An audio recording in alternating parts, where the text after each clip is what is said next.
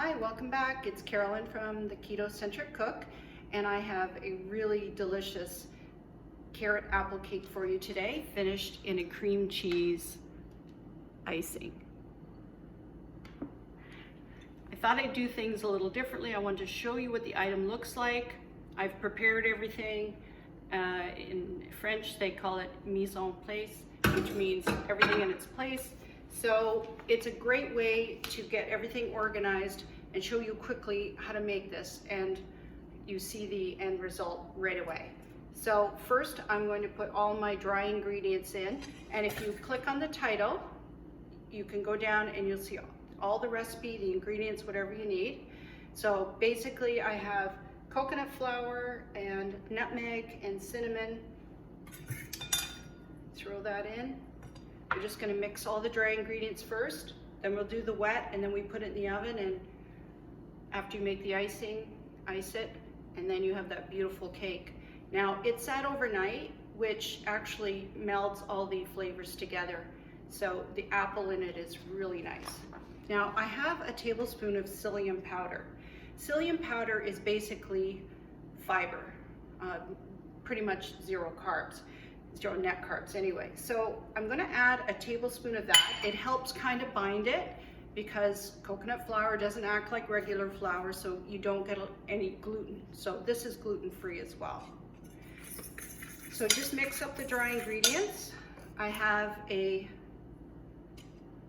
1/4 cup of granulated sweetener. Mix that around. Set aside. And I have 2 eggs and butter and cream cheese. Makes it nice and moist.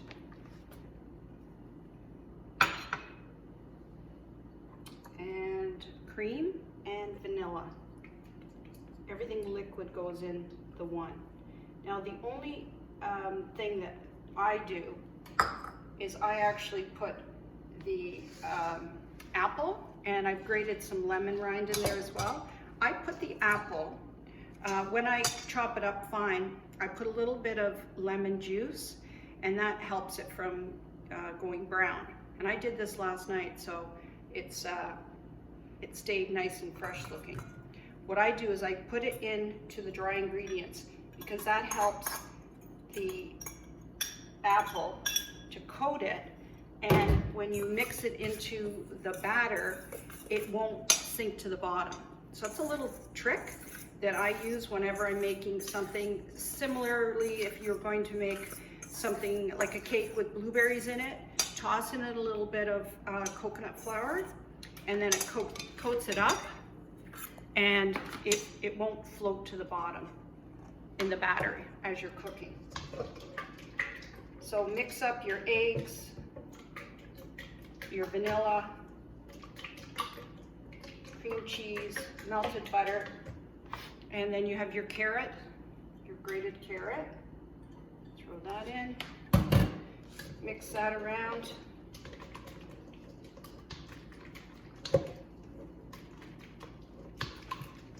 And then add your dry ingredients.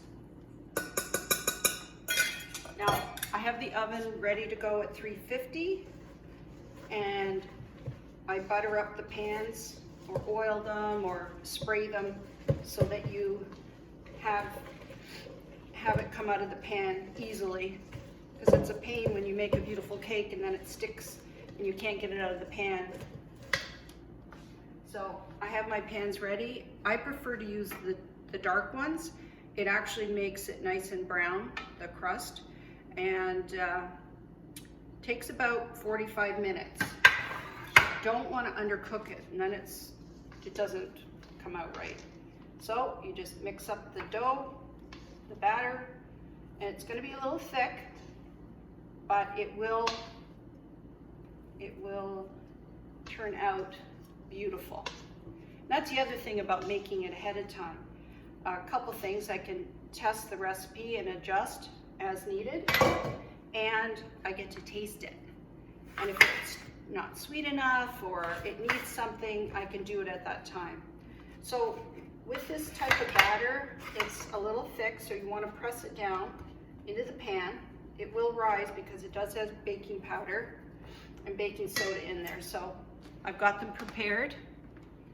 Pop them in the oven and you have this beautiful cake. So enjoy. Click like, subscribe. Please leave a comment. That would be great.